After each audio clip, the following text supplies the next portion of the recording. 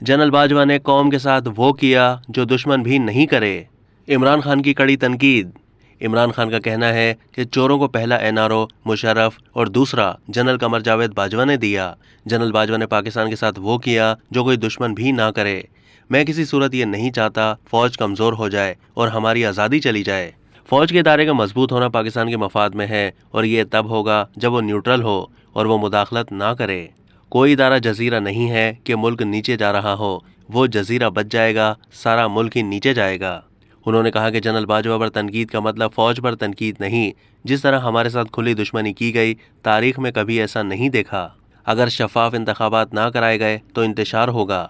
फौज अदलिया को अगर फिक्र है तो खुदा के वास्ते मुल्क को साफ और शफाफ इलेक्शन की तरफ लेकर जाएं, इसके अलावा कोई हल नहीं है। ये मकबूजा कश्मीर में बुरे हालात की बात करते हैं, यहाँ कौन से इंसानी हुकूक हैं?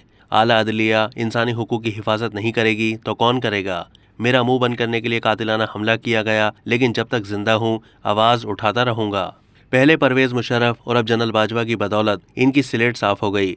स्लेट साफ होने के बाद ये उम्मीद लगाकर बैठे हैं कि वो मुल्क को लूटने के लिए उनका राउंड 3 आएगा। इन चोरों को इलेक्शन कराने में कोई दिलचस्पी नहीं, हम तबाही के किनारे खड़े हैं।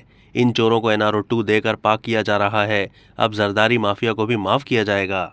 इमरान खान ने कहा कि जब मैं हुकूमत में था जनरल बाजवा ने कहा था एहतसाब को छोड़ दें, मईशत पर ध्यान दें।